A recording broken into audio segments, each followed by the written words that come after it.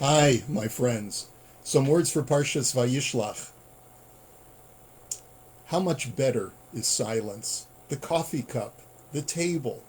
How much better to sit by myself like the solitary seabird that opens its wings on the stake.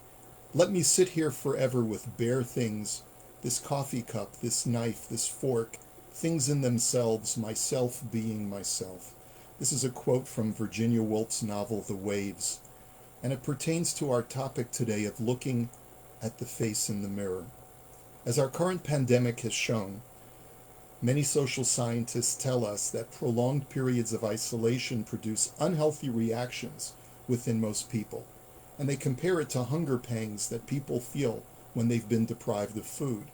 But at the same time, those same social scientists acknowledge that solitude can be a huge psychological boon when administered in healthy periodic doses in helping an individual figure out the bigger issues of life, since one can divest oneself of the noise and distractions of a larger society. The Torah itself testifies at the very beginning of man's creation, Lo tov heyot ha'adam levado. It is not good for man to be alone. And as Rav Soloveitchik explains in his work, The Lonely Man of Faith, man becomes when he discovers that he is unique and incompatible with everyone else around him. And he writes, who knows what kind of loneliness is more agonizing? One which befalls man when he casts his glance at the mute cosmos, at its dark spaces and monotonous drama, or the one that besets man exchanging glances with his fellow man in silence. And yet, before man can be awarded with a mate to help him alleviate his loneliness, he must first come to terms with his own identity. If one socializes his identity without first discovering the I of who he really is, then surrounding oneself with others can be detrimental to a person realizing their true self and their true destiny. That's the benefit of periodic solitude, in that it allows a person to become acquainted and reacquainted with oneself. And that's why the Torah prescribes solitude and isolation from the community for the person who is afflicted with this disease in Leviticus known as tzara'at. This disease is a divine message that one has become misaligned with themselves. The cure is to spend time with oneself alone, to rediscover who I really am. I believe Yaakov faced this existential trial in our parsha. The Torah tells us that in preparing for his imminent confrontation with his belligerent brother Esav, Yaakov transferred his entire family and camp over the Yabok Pass and then remained alone. It was there in that moment of solitude that he encountered a man, an ish in Hebrew, with whom he wrestled. Chazal in our commentaries discuss the identity of this man, but perhaps we can put that discussion aside temporarily and instead consider that this ish, that this man, was none other than Yaakov himself, contending with his internal demons that had accumulated for some time. You know, from the moment that Yaakov left his parents' home, some 20 years prior, he never took the time to contend with the very painful and difficult effort of coming to terms with what he had done and whom he had become. Yaakov's initial identity was the Yoshev Ohalim, the Ish Tam, the innocent man, who was very, very plain and simple and straightforward. And yet he had allowed himself to take part in a very non-innocent act of deceiving his father and betraying his brother. He then spent the next 20 years living with a deceitful father-in-law, Lavan, whom Yaakov himself had to deceive before leaving him in order to receive his due compensation. Imagine the cognitive dissonance within Yaakov, who on the one hand has always viewed himself as a man of integrity and honesty, but who on the other hand has not lived in accordance with that credo. Yaakov's wrestle came at that first opportunity to spend time alone with himself. In preparing to confront his brother for the first time since that betrayal, so many years ago, Yaakov needed this temporary solitude to reconcile whom he had become and make peace with it.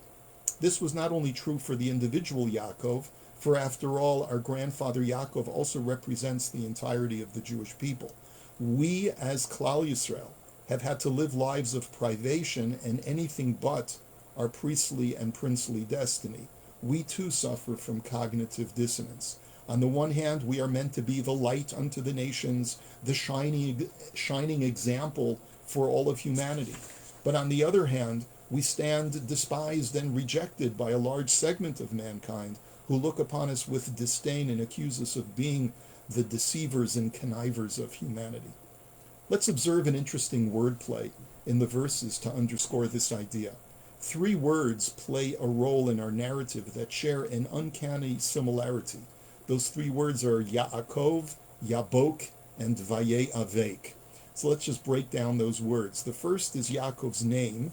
The second, Yabok, is the name of the geographic location where Yaakov transferred his family and entered into solitude.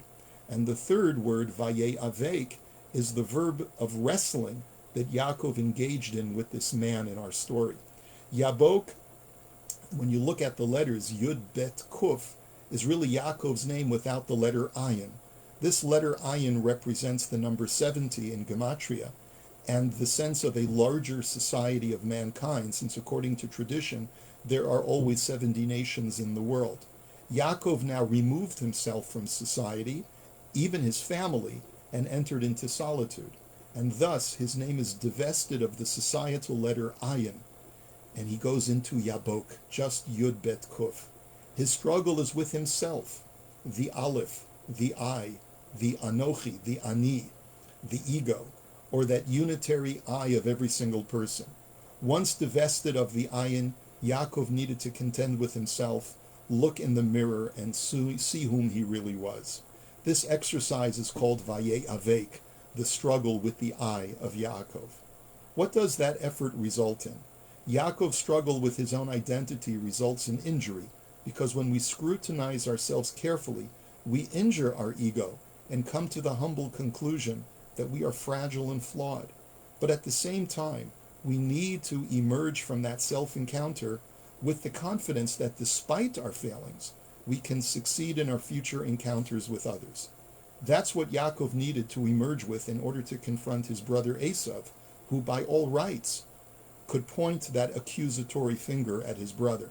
With this in mind, perhaps the man that Yaakov was wrestling with was the other Yaakov whom he saw in the mirror, the ideal archetype Yaakov of the tense, who could never really survive in the real world. It is that other Yaakov who renamed Yaakov with the name Yisrael, explaining to him, Ki sarita im Elohim v'im anashim vatuchal, which we translate as, you have contended with lofty princes and regular men, and you have prevailed. That is, you have examined your ideal archetype of what you thought you should be, of the Yaakov that you saw looking at you in the mirror. You have compared that ideal figure to the lower Yaakov of whom you really are, and you have learned to reconcile the two. That is why when Yaakov asks the man for his name, the only response is, he says to him, Lama zeh tish'al lishmi, why ask my name? That is, be done with your ideal imagined vision of whom you thought you needed to be, and live with whom you actually are. What a blessing it is to know and to be reconciled with our true flawed selves. And that's why the Torah says, right after the man asked, Lama zeh tish'al lishmi, why ask my name? Vayivarech oto sham, that he blessed him right there. That is, the permission that was granted for Yaakov to be done with his ideal archetype was the blessing in itself. Yaakov names the place Peniel, Ki ra'iti Elohim panim el panim vatinatzel nafshi, for I have seen my lofty prince face to face, and my life was thereby saved. By encountering the Yaakov whom I thought I should be, and by wrestling with him, my life can now go on. I can now return safely to my family and the larger collective of mankind with the peace of mind that my flawed true self can still make an important contribution.